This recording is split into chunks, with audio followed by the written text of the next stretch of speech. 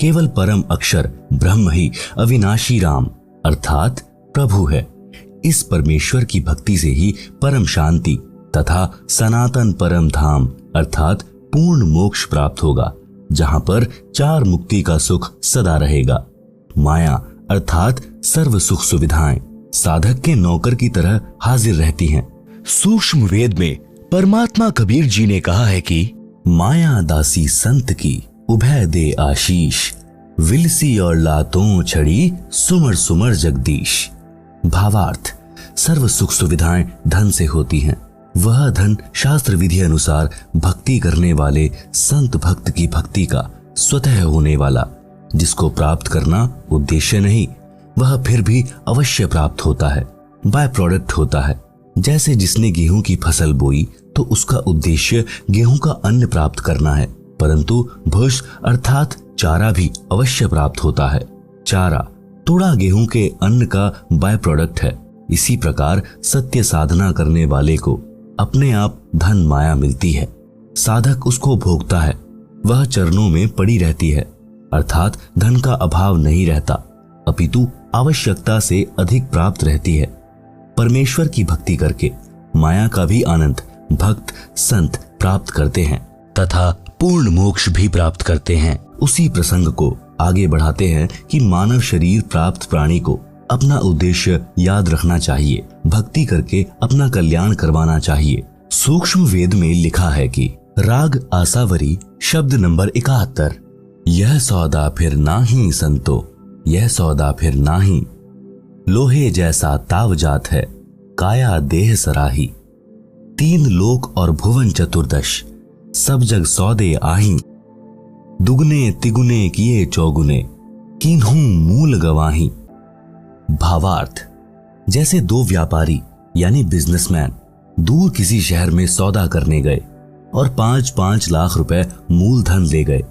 एक ने अपने धन का सदुपयोग किया, धर्मशाला या होटल में किराए पर कमरा लिया, सामान खरीदा और महंगे मोल बेचा, जिससे उसने 20 लाख रुपए और कमा लिए। 2 वर्ष में वापिस अपने घर आ गया, सब जगह प्रशंसा हुई और धनी बन गया। दूसरे ने भी होटल या धर्मशाला में कमरा किराए पर लिया, शराब पीने लगा, वैश्याओं के नृत्य देखता, खाता और सो जाता। उसने अपना मूलधन 5 लाख रुपए भी नष्ट कर दिया।